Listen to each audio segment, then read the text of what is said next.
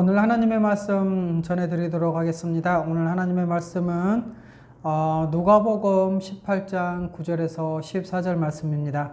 신약성경 누가복음 18장 9절에서 14절입니다. 읽도록 하겠습니다. 또 자기를 어렵다고 믿고 다른 사람을 멸시하는 자들에게 이 비유로 말씀하시되, 두 사람이 기도하러 성전에 올라가니 하나는 바리새인이요 하나는 세리라. 바리새인은 서서 따로 기도하여 이르되, 하나님이여, 나는 다른 사람들 곧 토색 불의 간음을 행하는 자들과 같지 아니하고 이 세리와도 같지 아니함을 감사하나이다.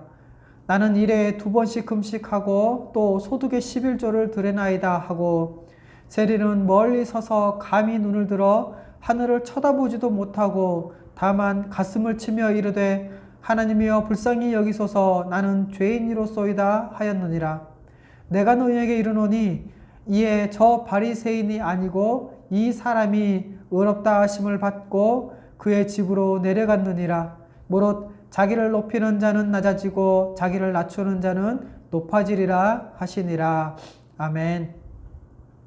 오늘은 자기 의에 기초한 신앙은 율법주의다 라는 제목으로 여러분에게 말씀을 전해드리도록 하겠습니다. 오늘 말씀을 전해드리기 전에 지난주 내용을 간단하게 살펴보고 오늘 말씀을 전해드릴 텐데요. 지금 우리는 우리의 신앙의 핵심인 십자가에 대해서 배우고 있죠. 그래서 우리는 지난주부터 해서 십자가 신앙, 다시 말해서 하나님의 의에 가장 적대적인 자기의에 대해서 지금 살펴보고 있습니다. 특별히 우리는 갈라디아서를 지난주에 살펴보면서 갈라디아 교회 안에 들어온 이 거짓 교사들이 복음 외에 할례를 받아야 한다고 주장을 했었죠. 왜 그렇습니까? 바로 그들은 복음에다가 무언가를 덧붙여서 자기 의를 세우고 또 고난을 피하려고 했기 때문에 그렇습니다. 하지만 사도 바울은 이것을 다른 복음이라고 비판을 하고 또 저주를 하면서 오직 십자가만 알기로 작정했다라고 말씀을 했죠. 자, 그렇다면 자기 의가 뭘까요? 지난주에 우리는 자기 의를 이렇게 배웠습니다. 첫 번째는 스스로 힘이나 어떤 노력, 선행으로 성취할 수 있는 그것을 성취할 수 있다고 생각하는 것을 자기 의라고 했습니다. 또 두 번째로는 하나님의 법인 이 율법을 우리가 지킬 수 있다고 생각하는 의, 그것도 자기 의라고 그랬죠. 우리는 죄인이기 때문에 전적으로 타락한 죄인이기 때문에 하나님의 법인 이 율법을 항상 모든 것을 항상 다 지킬 수 없기 때문에 그렇습니다. 또 세 번째로 율법적 기준에서 자기를 죄인으로 인정하기 싫어하는 자들이 주장하는 의가 또 자기 의라고 했고요. 네 번째로 예수 그리스도 안에서만 이 합당한 의를 소유할 수 있다는 것을 부정하는 자들이 주장하는 의, 그것 또한 자기 의라고 했습니다. 이렇게 자기 의로는 결코 하나님의 의에 도달할 수가 있나요? 없습니다.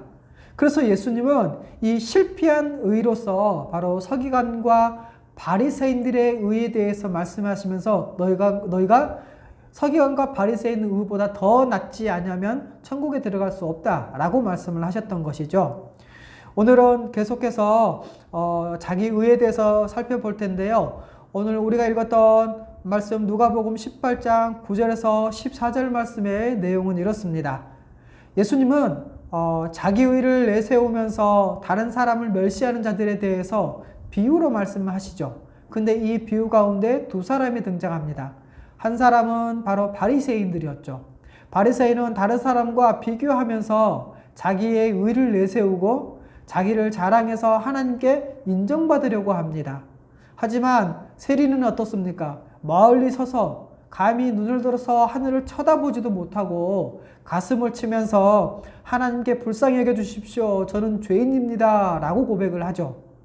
그래서 예수님은 이 둘 중에 누가 의롭다 하심을 받았다고 하고 있죠? 바로 세리가 의롭다 하심을 받고 집으로 내려갔다라고 말씀을 하고 있죠.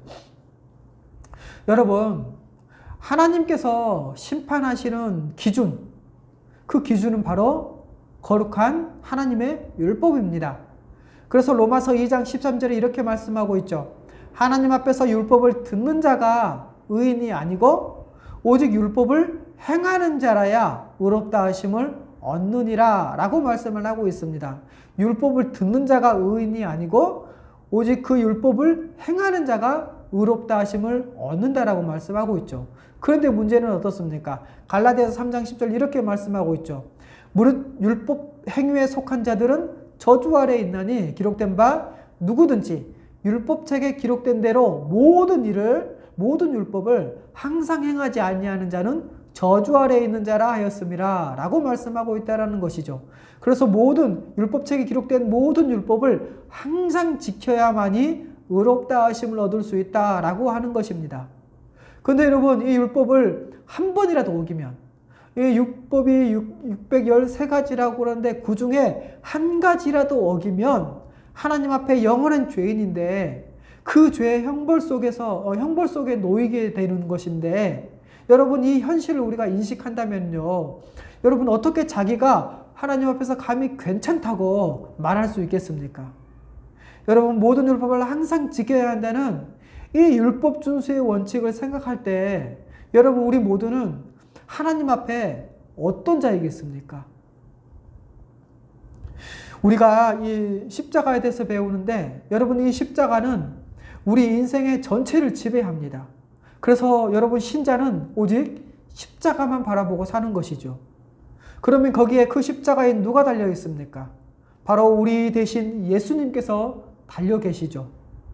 이 말인즉슨 여전히 우리는 죄인이라는 것이고 날마다 십자가가 필요하다는 것입니다. 여러분 우리는 한 번도 그 십자가에 달리지 않을 수 있는 상태, 거룩한 상태, 또 의로운 상태, 그런 상태를 가져본 적이 한 번도 없는 자들입니다. 날마다 죄인이고 날마다 십자가에 달린 자들이죠. 그런데 여러분 우리는 이런 죄인인 상태에서 열심히 살아왔습니다. 그래서 좀 괜찮은 삶을 살았습니까? 좀 괜찮아지셨습니까? 하나님의 의의 기준에 만족할 만합니까? 여러분 우리가 열심히 살았지만 그것은 하나님의 의의 기준에 만족할 만한 그런 수준에 미치지도 못합니다. 그렇기 때문에 이 하나님의 의의 기준이 미치지 못한다는 것은 다 죄의 형벌 아래 있다는 것이죠. 여러분 우리 모두는 한 명도 예외 없이 율법을 어긴 죄인입니다. 그런데 여러분 이 율법이 기준이라면 하나님 앞에서 아무도 의롭다 하심을 얻을 수 없겠죠. 그러기에 이 세상에 어느 누구도 모든 율법을 항상 지킬 수 없습니다. 왜요? 우리는 전적으로 타락한 죄인이기 때문에 그렇죠. 이렇게 하나님 앞에서 의의 기준이 하나님의 거룩하심을 반영한 율법이라는 것을 우리는 절대로 잊지 말아야 합니다. 왜냐하면 이것을 알지 못하면 자기 마음대로 자의적으로 어떤 기준을 정합니다. 어떤 수준을 정하고 그리고 그 수준이 너무 낮아요.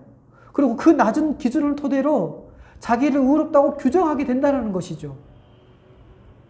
여러분 어떤 자기의 행위로 의롭게 되었다고 그런 자기의를 주장하려고 한다면요, 먼저는 하나님의 기준을 낮추거나 또는 자기의 어떤 행위, 어떤 종교적 행위든 어떤 선행이든 그러한 행위를 굉장히 높게 평가해야만 됩니다. 그런데 여러분 그건 불가능하죠. 그럼에도 이런 주장을 하는 사람들은요, 하나님의 법인 이 율법을 무시하고 그 율법의 요구의 이 기준을 단 몇 가지의 어떤 형식적인 행위로 낮추어 버립니다. 그리고 그것을 지켰다고 스스로 자부하면서 하나님 앞에 당당하려고 하는 것이죠. 그렇기 때문에 여러분 자기 의에 있어서 몇 가지 특징이 있어요. 그 특징의 첫 번째가 뭐냐? 바로 낮은 하나님의 율법보다 더 낮은 기준을 설정해서 그것을 형식적으로 지키는, 그래서 그것을 지키면서 만족해하는 부족한 의에서 드러난다는 겁니다. 부족한 의의 특징이 있다는 것이죠. 여러분 하나님의 이 거룩한 율법 혹은 또 내 이웃을 내 몸과 같이 사랑하라는 이 하나님의 명령에 자기가 정한 이 자기 의에서 주장하는 그 기준과 이 하나님의 율법을 비교해 보면요, 그것은 얼마나 천박하고 수준 낮은 것인지 알 수가 있습니다. 그런데 여러분, 안타까운 것은 일반적으로 교회의 교인들 중에는 자기가 구원받았다고 생각하는 그러한 행위들로 몇 가지의 예를 들 수 있는데, 이런 걸 기준을 가지고 자기가 구원받았다고 하는 사람들이 있습니다. 첫 번째는 뭐냐? 주일 성수. 그것도 주일 오전 예배만 참석하고 집에 가는 거. 그러면 자기는 주일 성수했다고 생각하죠. 또 11조. 11조, 나는 11조를 내니까 나는 구원받은 사람이라고. 11조 내는 것도 좋죠. 주일 성수해야 됩니다. 그리고 또 하나, 교회에 순종하는 것. 특별히 담임 목사님께 순종하는 것. 부목사님께 순종하면 안 됩니다. 담임 목사님께 순종해야 한다고 생각하죠. 이렇게 이 몇 가지를 가지고 자기는 구원을 받았다라고 생각을 하는 겁니다. 여러분, 그런데요, 이런 것들은 하나님의 거룩하심을 닮은 그런 거룩이라기보다는요, 그냥 종교적 행위에 속한 것에 불과합니다. 그리고 여러분, 이런 종교적 행위로는 자기의 의의 공로로 삼아서 구원을 확신하는 것은 모래 위에 지은 집과 같다고 할 수 있죠. 여러분, 이러한 것은요, 구원에 이르는 그런 참된 믿음도 또 그 믿음에 합당한 참된 삶이나 또 거룩이나 성화의 열매도 아닙니다. 그러기에 이런 사람들에게는 그 믿음에 합당한 삶이 무엇인지 성경의 진리를 아는 것이 오히려 더 시급한 문제겠죠. 여러분, 참된 하나님의 이 거룩하신 뜻에 순종하고 자신의 전 삶을 하나님께 드리는 그러한 삶을 살아야 되지 않습니까? 그런데 겨우 자기가 정해놓은 몇 가지 종교적인 행위를 하고 나서 세속적인 삶을 마음껏 살아가면서 마치 기독교를 천박한 종교로 만들고 있다는 것입니다. 그래서 여러분, 이사야서 1장 11절에서 17절에 보면은요, 이렇게 종교적 행위를 열심히 하면서도 악을 행하고 하나님의 뜻을 저버리는 것에 대해서 책망을 하고 있습니다. 그러면서 이사야 1장 13절에 이렇게 말씀하고 있죠. 성화와 아울러 악을 행하는 것을 내가 견디지 못하겠노라. 여러분, 얼마나 끔찍한 말씀입니까? 그럼에도 불구하고 여러분, 이렇게 자기의를 추구하는 사람들은 어떤 특징들이 있다는 겁니다. 그런데 이 특징에 대해서 말씀하고 있는 게 바로 오늘 우리가 읽었던 누가복음 18장 9절에서 14절 말씀의 내용이 나오고 있습니다. 오늘 말씀에는 예수님께서 비유로 말씀하시죠.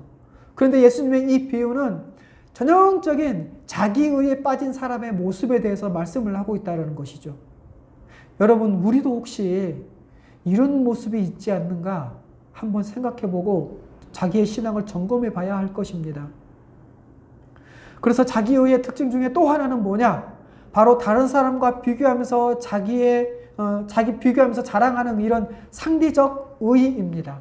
그리고 또 하나는 자기의 어떤 마음 깊은 곳에서 우러나는 그런 게 아니라 어떤 형식적, 행위적인 의 또한 자기의 특징 중에 하나라는 것입니다.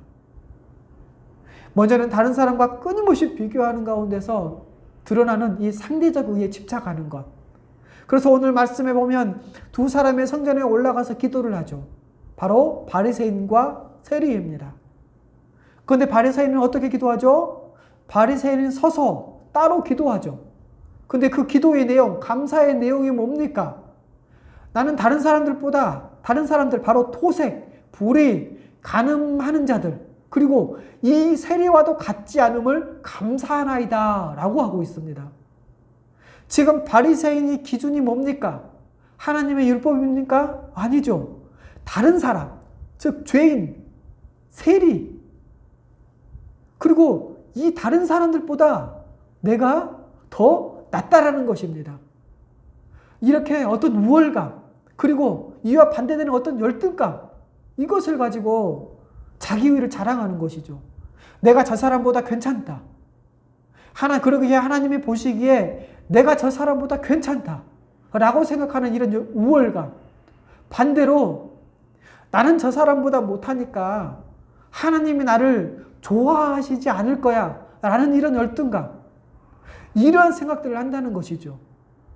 그런데 여러분, 이렇게 자기를 다른 사람과 비교하면서 나는 저들보다 괜찮으니까 하나님은 다른 사람보다 나를 더 낮게 대하셔야 된다 라고 생각하는 순간 여러분, 자기의에 빠지게 됩니다.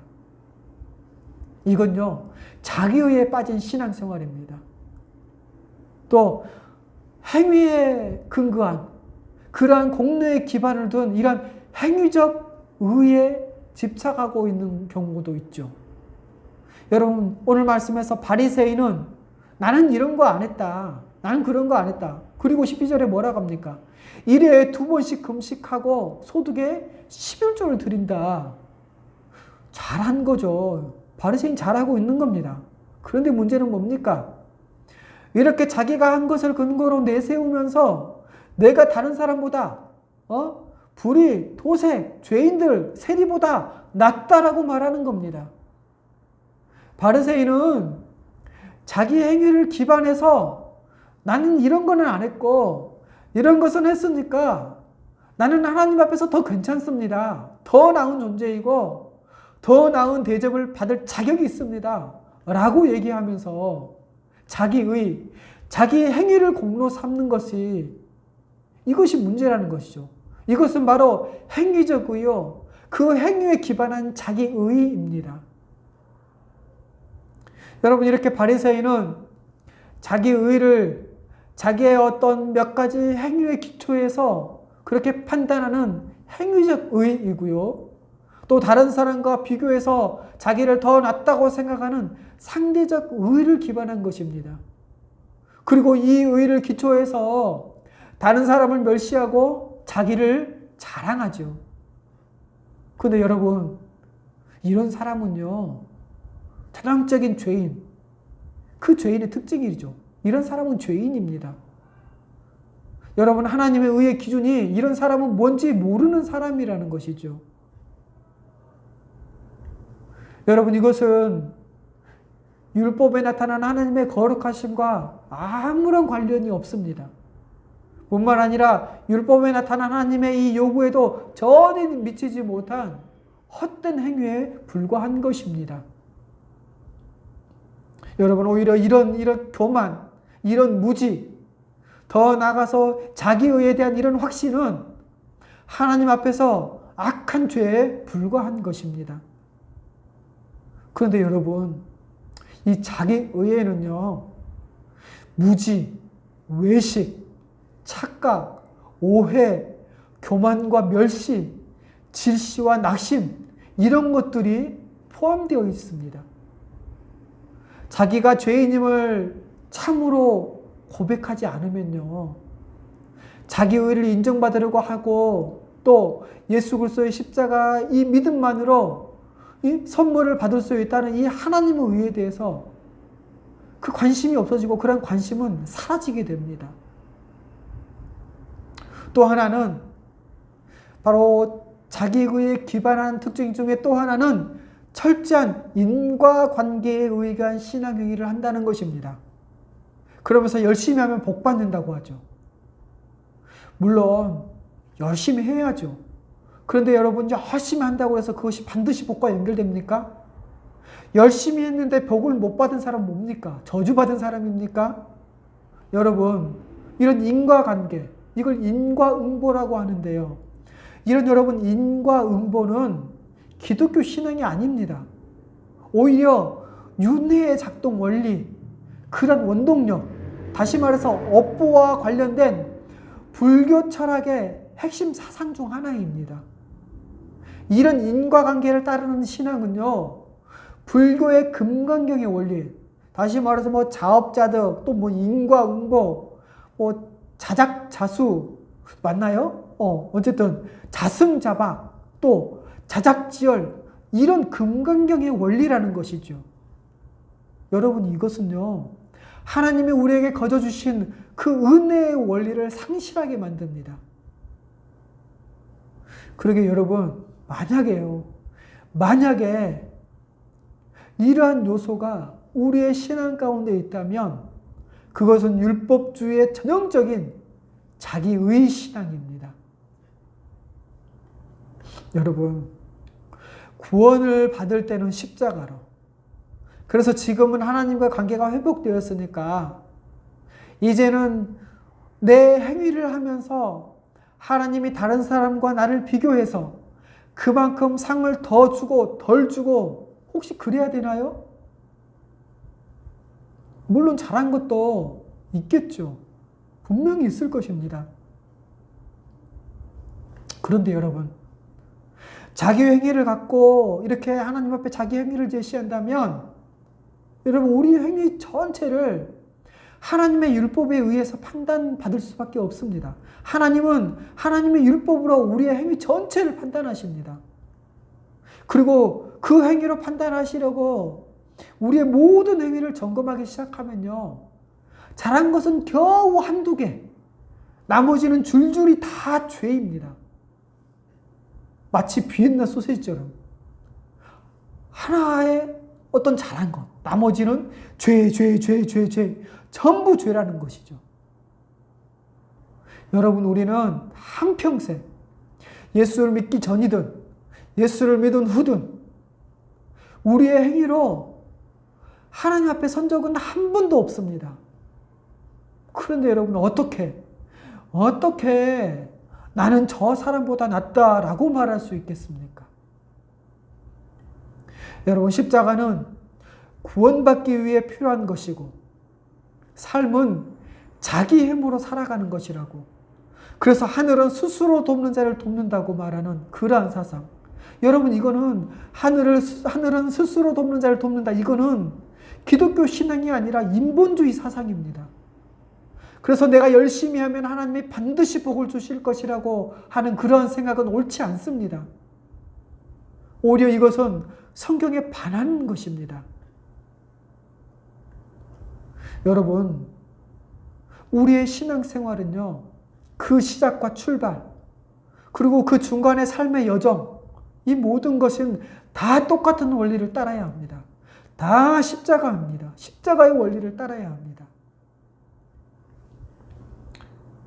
그런데 여러분, 14절, 그 14절 말씀을 보면 왜 죄인이 의롭다 하심을 받았습니까?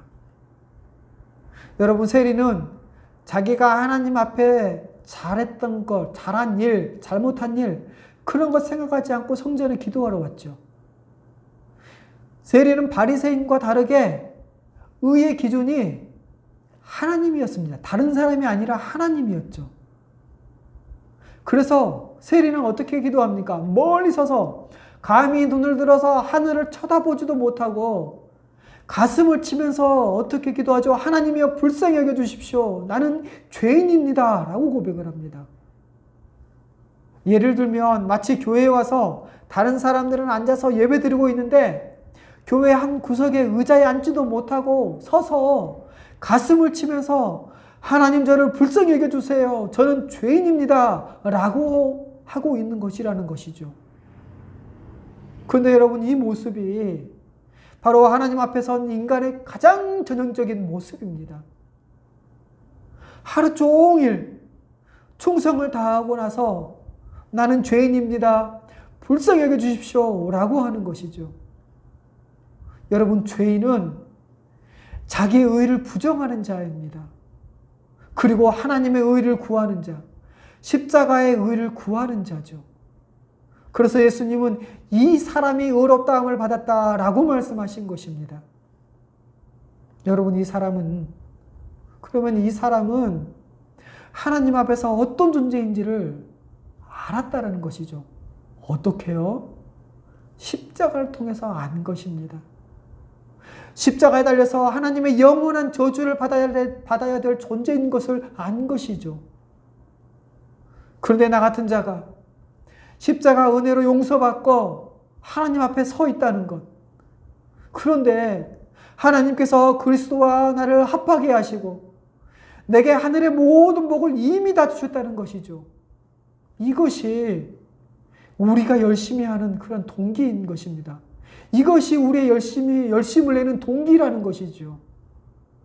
그래서 이웃을 용서하고 사랑하고 또 다른 사람을 위해 하루 종일 뼈 빠지게 일하고 나서 저녁에 와서 가슴을 치며 감히 눈을 들어서 쳐다보지도 못하고 하나님 저를 용서해 주십시오 라고 하는 것이지요. 여러분, 여기에는요, 내가 저 사람보다 더 나아서 하나님께 인정받고 더 복 받아야 된다는 이런 상대적 의나 어떤 행위적 의나 인간관계, 이거에 근거한 어떤 의, 그런 어떤 의, 어떤 것도 끼어들 여지가 없습니다. 바로 이게 십자라는 것이죠. 그럼에도 불구하고 일상적으로 또는 계속해서 이런 자기의에 빠져서 신앙생활을 하면 그 사람은 도저히 믿는다고 볼 수가 없습니다. 왜요? 구원받았을 때 십자가가 무엇인지 안다면, 자기가 얼마나 큰 죄인인지 안다면 절대로 그런 생각을 못하기 때문에 그렇습니다. 물론 잠깐 깜빡깜빡 하다가도 금세 꼬꾸라지고 하나님 앞에 회개하고 나아갈 수밖에 없다라는 것이죠. 자기 의를 이겨낼 수 있는 방법은 여러분 십자가밖에 없습니다. 십자가를 바라보는 것밖에는 없어요. 그래서 십자가를 아는 것 외에는 우리가 아무것도 알지 않는 것이죠. 여러분, 교회는요, 이렇게 하나님 앞에 가슴을 치며 우는 자들의 공동체입니다. 와서 주님께 고백하는 자들이죠. 이 죄인을 또다시 받아주시고 십자가 은혜를 베풀어 주시는 것 때문에 엎드려서 울고 하나님께 감사하고 예배하는 자요, 하나님의 뜻대로 살아가는 것밖에 생각하지 않는 그런 공동체가 바로 교회인 것입니다. 그래서 높이는 자는 낮아지고 낮추는 자는 높아짐의 원리가 적용되는 것이죠. 그런데 여러분, 이렇게 자기 행위로 근거한 의, 그리고 그로 인한 결과를 추구하는 이런 신앙생활이 있죠. 이거는 율법주의에 빠진 신앙생활이죠.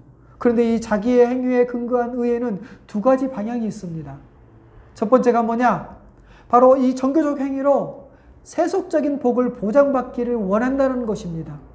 세속적인 이 복을 보장받기 위해서 종교적 행위를 열심히 한다는 것이죠. 그래서 여러분, 교회생활, 신앙생활 열심히 해야죠. 근데 문제는 뭐냐? 열심히 하는 사람이 자기의 신앙에 빠지면 열심히 해서 자기 문제가 잘 풀리기를 기대한다는 것입니다. 그리고 또 어떤 사람은 불행한 일이, 자기에게 어떤 벌어진 일, 또 다른 사람에게 벌어지는 이런 불행한 일이 죄의 결과이거나 하나님이 돌보시지 않는 결과라는 이런 미신적인 생각에 사로잡혀 있다는 겁니다. 그래서 병에 걸리면 죄값을 받았다라고 생각하거나 또 사업이 망하면 하나님이 버리신 것이라고 생각한다는 것이죠. 이건 다요, 세속적인 복을 보장받기 위한 그런 종교적 행위에 근거하기 때문에 그렇습니다. 또 하나는 뭡니까? 바로 이 종교적 행위로 자기의 신앙의 성장, 물론 신앙의 성장해야 되죠. 문제는 뭐냐? 이 신앙의 성장, 그리고 또 어떤 신비주의적인 체험을 추구해서 나는 특별하다, 그래서 나는 다른 사람보다 더 낫다라는 근거를 댄다라는 것이죠. 그래서 고행이나 어떤 금욕, 금식이나 어떤 금욕, 그래서 어떤 이 노력을 통해서 특별한 종교적인 체험을 한다든가, 그래서 다른 사람들과는 다른 자기만의 어떤 특별한 이 은사를 추구해서 나는 특별하다라는 것을 드러내고 싶어 하죠. 그런데 여러분, 이것은 다 행위적인 의, 자기의에 기반한 것입니다. 여러분, 이렇게 자기 행위로 하나님 앞에서 당당해지려는 이런 자기의 신앙은요, 두 가지 토양 가운데서 자라난다는 겁니다. 그 토양이 뭐냐? 첫 번째는요, 행위를 강조하는 가르침에서 드러난다는 것이죠. 그래서 당신은 지금 이렇게밖에 못하는 것은 지금 당신이 이러이러하기 때문에 그렇게밖에 못하는 것입니다. 그렇기 때문에 여러분, 이걸 이렇게 하십시오. 혹은 이렇게 하지 마십시오. 그러면 복 받을 것입니다. 하나님이 복 주실 것입니다. 라고 한다는 것이죠. 그러면서 행위를 강조하게 된다는 겁니다. 근데 여러분 문제가 뭐냐? 그러면 끊임없이 이것을 부족하다고 하나님이 주신 것을 부족하다고 생각하고요. 불만족스러워하게 만든다는 것이죠. 또 하나는 뭡니까? 바로 과도한 자기 성찰에 직면하게 한다는 겁니다. 그래서 이 죄와 결점 혹은 자기의 이 부족한 점, 그래서 이 부족한 점을 채우기 위해서 결점이나 채우고 이 죄를 어떻게 해결하기 위해서 자기가 해야 할 일들을 제시하고 이 일들에 집착하게 만든다는 것입니다. 그런데 여러분, 우리는 그리스도 안에서 이미 그리스도의 것으로 충만한 존재이잖아요. 그럼에도 불구하고 이러한 잘못된 관점과 지나친 이 자기 성찰을 통해서 내가 늘 무언가 또 영적으로 빈약하다고 생각하게 한다는 것이죠. 그리고 여러분, 이 빈약함은요, 자기의 어떤 종교적 열심이 부족해서라고 생각해서 이 자기가 이 영적으로 충만하지 못하기 때문에 주님의 뜻대로 거룩하게 살 수 없다라고 생각하게 한다는 겁니다. 여러분, 이렇게 자신이 늘 부족하다는 이 생각은요, 어떤 문제를 이야기한 줄 아십니까? 바로 이미 그리스도 안에서, 그리스도 안에 있는 존재, 우리는 이미 그리스도에 속한 존재이고, 또 그래서 그리스도의 모든 것을 충만함으로 받은 충만한 신자가 되었는데도 불구하고 이것에 대해서 무지하기 때문에 그러한 생각들이 드러난다는 것이죠. 또 하나는 뭐가 문제냐? 바로 이것은 그리스도의 충분성을 부정하는 겁니다.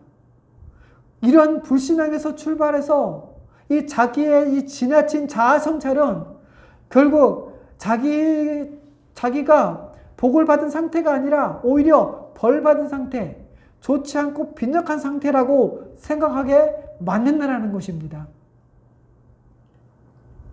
여러분, 자기의 부족한 점만 채우면 하나님 앞에서 그 뜻대로 살 수 있다고 또 그렇게 살 수도 있고요.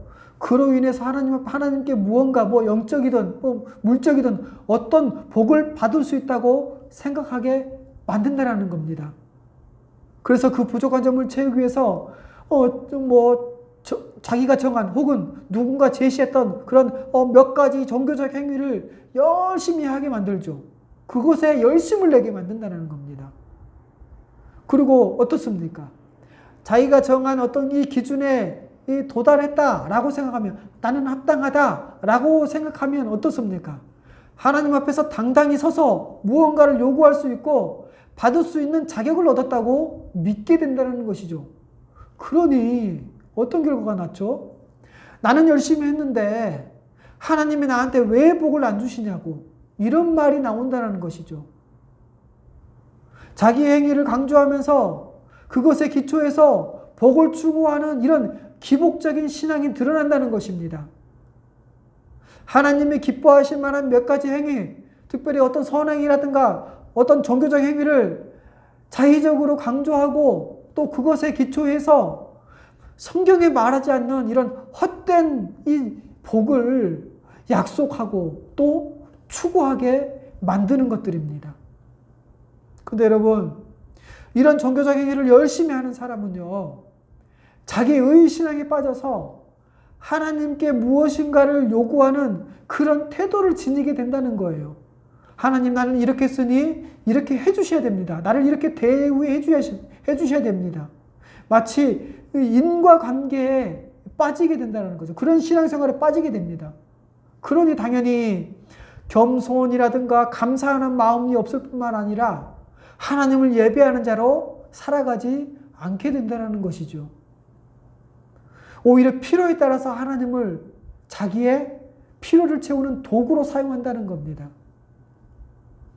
이렇게 자기의 어떤 노력으로 무언가를 얻어내려는 것, 그래서 어떤 종교적 행위에 몰두를 하거나 혹은 각종 어떤 영성 훈련에 몰두한다는 것, 기도를 많이 하고 열심히 한다거나 또 말씀을 많이 읽거나 또 열심히 읽는다거나 또 내려놓기를 해야 된다 이러거나 또 혹은 어떤 선행을 해야 된다는 거, 그거에 몰두하게 한다는 것이죠. 물론 기도 열심히 해야죠. 또 말씀도 열심히 읽고요. 선행도 해야 됩니다. 문제는 뭡니까? 여러분, 이 자기 행위 신앙에 빠지면, 자기의 신앙에 빠지면요, 그것이 뭐든지 어떤 고상한 행위라도 다 십자가를 부정하는 행위가 될 수 있기 때문이 문제가 되는 겁니다. 그래서 어떻게 됩니까? 바로 이런 행위와 탐욕의 종교로 기독교를, 자기 신앙을 만들어 버린다는 것이죠. 그래서 열심히 했는데도 자기 일이 잘 안 풀리고 또 복을 못 받으면, 자기가 복을 못 받았다고 생각을 하면 내가 정말 열심히 했는가? 자기를 돌아보게 되고요. 또는 누군가 묻죠. 당신은 진정으로 열심히 했습니까? 진심을 다했습니까? 라고 물으면요, 거기에서 벗어나지 못합니다. 여러분, 열심히 하면 하나님이 복 주실 것이라 라는 희망을 주면은요, 그럼 사람들 어떻습니까? 그러면 열심히 합니다. 근데 여러분, 문제는 뭡니까? 그게 잘 됩니까? 하루 이틀 하다 보면 안 되기도 하고요. 실패하기도 합니다. 예배에 지각하기도 하고, 또 어떤 일들이 잘 안 되기도 하고, 하다가 헤매기도 하고, 그러다 또 실패도 하고요. 또 마음을 다시 잡고 또 열심히 하는데 또 실패하고, 이게 계속 반복되면 어떻게 되죠? 좌절하고, 또 하나님께 원망하게 되거나 자기를 원망합니다. 그러다가 드는 생각에, 하나님은 결코 나의 구원을 취소하지 않을 거야. 하지만 나를 좋아하시진 않으신다. 나는 하늘나라의 1등 시민이 아니라 2등 시민, 3등 시민이라고 생각하죠. 그럼 1등 시민은 누구? 목사님. 왜? 맨날 교회에 있으니까. 그러다가 완전히 포기해버립니다. 하나님이 나를 좋아하시지 않는다는 그런 확신이 생기는 거죠. 그래서 또 어떤 기회가 돼서 수련회나 혹은 부흥 집회 때 은혜 받았다고, 이제 정신 차려야지 하고 또 열심히 냅니다. 열심히 해요. 그래서 또 실패하고, 또 좌절하고, 또 원망하고, 이러한 이 악순환이 반복됩니다. 죽을 때까지 이 패턴에서 벗어나지 못한다는 것이죠. 제가 이렇게 말씀을 드리니까, 목사님, 그러면 열심히 하지 말란 말입니까? 라고 생각할 수도 있습니다. 근데 여러분, 제가 이렇게 말씀하는 것이 지금 무엇을 말씀하고 있는지 모르기 때문에 이런 질문을 하는 겁니다. 여러분, 그렇다면 이렇게 자기 신앙에 기초한, 자기 의에 기초한 신앙의 그 결과는 어떨까요? 먼저는요, 신앙생활이 불안하고 두렵고 외롭습니다. 자기 의에 기초한 신앙은요, 불안하고요, 두렵고 외롭게 만든다는 것이죠. 왜요? 그 신앙의 기준이 주관적인 어떤 확신과 자기 행위에 근거한 확신이기 때문에 그래요. 내가 열심히 하면 안 불안해요. 근데 내가 열심히 안 하면 불안하죠. 이렇게 자기 의에 대한 이 확신은요, 너무나 주관적이기에 너무 불안전하고요. 또 못하면 죄책감에 빠지고 혹시 나는 버림받지 않을까라는 그런 두려움과 불안감에 빠지게 됩니다. 그리고 이 자기의를 위해서 열심히 종교적 행위를 하죠. 근데 종교적 행위를 할 때 어떻습니까? 자유함을 누립니까? 기쁩니까? 아니죠. 답답합니다. 그리고 피곤해요. 삶이 피곤하고요. 교회에 와서 예배하고 봉사하는 게 피곤하고 힘들어요. 그리고 자유가 없어요. 인정받기 위해서 이런 종교적 행위에 몰두하니까 답답하고 피곤하고 자유 없는 삶을 살아간다는 것이죠. 또 이렇게 자기의로서 사랑을 얻고자 하는데 그렇게 열심히 노력합니다. 그런데 실패하고 그러니 사랑받기에 합당하지 않는 자기는 아닌가? 나는 사랑받기에 합당하지 않는 자가 아닌가라고 생각하면서 늘 외롭고 두렵고 불안하고 그렇다라는 것이죠. 여러분, 하지만 예수님의 의, 이 십자가의 의는 이 모든 것을 완전히 벗어나게 합니다. 바로 이 그리스도의 십자가가요. 왜요? 바로 내 행위에 근거한 것이 아니기 때문에 그래요. 오직 예수님의 행위에 근거한 것이기 때문에 그렇습니다. 그리고 이것은 영원해요. 변하지 않아요. 그런데 이렇게 또 하나, 바로 자기의 신앙에 기초한 그 결과 또 하나는 뭐냐? 바로 지나치게 자기 성찰로 낙심하거나 위선에 빠진다는 겁니다. 자기 죄와 부족함에 대한 이 해결책이 없이요, 끊임없이 자기 연민이나 낙심에 빠지게 한다는 것이죠. 그래서 자기 의를 보이고 자기 의를 드러내고 자랑하고 외식합니다. 위선적인 신앙생활을 하게 되죠. 그리고 신자들과 성도들과의 관계, 이 관계도 형식적인 관계에 빠지게 됩니다. 너무 멀리도 하지 않고 너무 가까이 하지 않고요, 적당한 관계, 이 관계를 유지하려고 하죠. 그리고 마음에는요, 내적으로는 부패함이 가득합니다. 외식에 빠지게 된다는 것이죠. 그러면서 어떻습니까? 바로 다른 사람을 비판하고 이 자기적인 이 기준에 따라서 다른 사람을 비판하고 정죄하게 된다는 겁니다. 자기 의를 자랑하면서 다른 사람의 의를 비판하는 거죠. 이렇게 비판과 정죄함에 빠지게 되고요, 자기는 잘했으니까 우월감에 빠지고 자기보다 조금 못했다라고 생각하는 다른 사람들을 업신여기고 그들을 질시합니다. 또 하나, 자기의 신앙에 빠진 결과는 어떻습니까? 바로 탐욕에서 벗어나기가 어렵다라는 것입니다.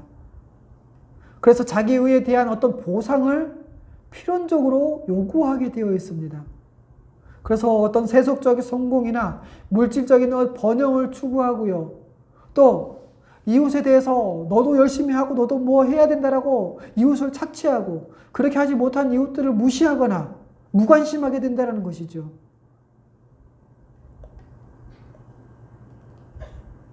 또 하나는 이 자기의 신앙에 빠진 그 결과의 또 하나는 뭐냐? 바로 잘못된 지식을 갖게 된다는 겁니다. 먼저는 하나님에 대한 잘못된 지식을 갖게 되죠. 하나님의 거룩하심에 대한 지식을, 그 감각을 상실해 버립니다. 그래서 죄와 타협하고 또 범죄하기도 하고요, 거룩을 추구하는 삶을 살지 않습니다. 율법에 나타난 하나님의 거룩하심을 잃어버리고 적당히 몇 가지만 지키면 된다는 그런 식의 신앙생활을 하게 된다는 것이죠. 또 하나, 하나님의 진노에 대한 그 지식과 그 감각을 잃어버린다는 겁니다. 그래서 하나님을 두려워하지 않고 자기 마음대로 살아가는 것이죠. 또 세 번째로 하나님의 사랑에 대한 지식도 잃어버리는 것이죠. 그래서 하나님 사랑을 확신하지 않고요, 하나님과의 관계를 마치 인과관계로 설정을 하고 기계적인 이런 신론에 빠지게 됩니다. 인과관계의 관계에 빠지게 된다는 것이죠. 그러니 여러분, 그런 사람에게 십자가를 이야기를 해도 그 마음속에 들어가지가 않습니다. 하나님과 이웃을 사랑하지 않게 되죠. 또 자기 자신에 대한 잘못된 이 지식에 근거하기도 합니다. 자기가 얼마나 큰 죄인인지, 자기가 어떤 존재인지를 잊어버리고 자기의 이 죄인됨을 잃어버린다는 것이죠. 그래서 하나님의 은혜 없이 한시도 하나님 앞에 나갈 수 없다라는 이런 사실을 잊어버리는 것이죠. 그러니 날마다 주께 나아가고 그 주님의 은혜를 구하지 않습니다. 그리고 그의 삶의 목적과 방향도 잃어버리고 엉뚱한 곳에 삶의 목적을 두고 그 방향을 향해 달려가는 것이죠. 그리고 자기의 신앙과 이 자기의 신앙과 잘못된 지식에 빠져서 하나님이 주시는 그 은혜를 잃어버리고 하나님의 은혜를 구하지 않고 살아가는 것입니다. 결론적으로 은혜 없는 그런 삶을 산다는 것이죠. 그래서 갈라디아서 5장 4절에는 이렇게 말씀하고 있습니다. 율법 안에서 의롭다함을 얻으려 하는 너희는 그리스도에게서 끊어지고 은혜에서 떨어진 자로다. 여러분, 얼마나 두려운 말씀입니까? 말씀 정리하겠습니다. 여러분, 자기 의를 추구하는 사람은 이러한 거룩과 이 의의 기준을 이 인간들이 정한 이 낮은 수준, 이 천박한 수준으로 낮추고 그 기준을 성취했다고 자랑을 합니다. 그런데 여러분, 그런 사람은 모든 인간이 하나님의 의의 거룩한 법인 이 율법 앞에 선다는 것을 알지 못합니다. 여러분, 하지만 어느 누구도 하나님처럼 거룩할 것을 요구하시는 이 엄중한 하나님의 율법의 이 명령을 피해갈 수는 없습니다. 이 율법 행위, 여러분, 이 율법의 행위로 의롭게 되려는 사람은요, 모든 율법을 항상 다 지켜야 합니다. 그런데 여러분, 누가 그렇게 지킬 수가 있겠습니까? 누가 어떻게 이 모든 율법을 항상 지킬 수 있겠습니까? 없습니다. 그럼에도 바로 이것이 하나님의 요구요, 하나님의 뜻입니다. 이것이 바로 거룩의 기준인 것이지요. 그러니 여러분, 모든 사람은 이 율법 앞에서 저주받은 자로, 죄인으로 드러날 수밖에 없는 것입니다. 그러게 여러분, 이 하나님의 기준을 이 인간이 타협할 수 있을 정도로 적당히 낮추어서 그것을 또 왜곡시키고, 그래서 다른 사람과 비교하면서 이러한 어떤 상대적인 의에 만족하는 이런 자기의 신앙, 이 자기의 신앙은 결국 실패와 또 속박, 두려움, 외식, 멸시, 탐욕에 빠지고요, 우리 주님의 이 은혜를 잃어버리게 만듭니다. 그런데 여러분, 더 큰 문제가 뭔 줄 아십니까? 바로 하나님에 대한 온전한 지식을 갖지 못하고요, 참된 믿음에 이를 그런 가능성이 너무나도 희박하다는 것이죠. 여러분, 이것이 우리 신앙의 가장 중대한 장애물입니다. 자기의 신앙, 이 율법의 신앙, 이 공로신앙, 이것이 우리의 신앙, 십자가 신앙의 가장 중대한 장애물이고, 또 이것이 우리 일상에 부딪히는 실제적인 문제입니다. 그러면 여러분, 어떻게 하면 이 자기의 신앙에서 벗어날 수가 있겠습니까? 그것은 바로 우리가 십자가를 바라볼 때 가능한 것입니다. 오직 예수 그리스도와 그 십자가만이 우리를 공로신앙, 이 행위신앙, 자기의 신앙에서 벗어나서 영원한 안식과 기쁨과 자유를 누리게 합니다. 그러므로 여러분, 십자가를 바라봐야 합니다. 이렇게 십자가를 중심에 둔다는 것은 우리 신앙 전체를 바로잡는 것입니다. 그러기에 여러분, 이 십자가는 우리 신앙의 핵심입니다. 여러분, 예수 그리스도와 그 십자가를 볼 때 우리가 죄인됨을 알 수 있고요, 또 하나님이 어떤 분이신지도 알 수 있습니다. 십자가 때문에 하나님이 우리를 얼마나 사랑하시는지도 알 수 있고요, 십자가 때문에 우리가 어떻게 살아야 할지도 알 수 있다는 것입니다. 여러분, 우리에게 일어난 어떤 사소한 일까지도 바로 이 십자가를 중심으로 생각하면 바로 그것이 판단의 기준이 될 것입니다. 하지만 여러분, 십자가를 잃어버리면 우리는 전부를 잃어버린 것입니다. 그러게 여러분, 오직 십자가만 바라봅시다.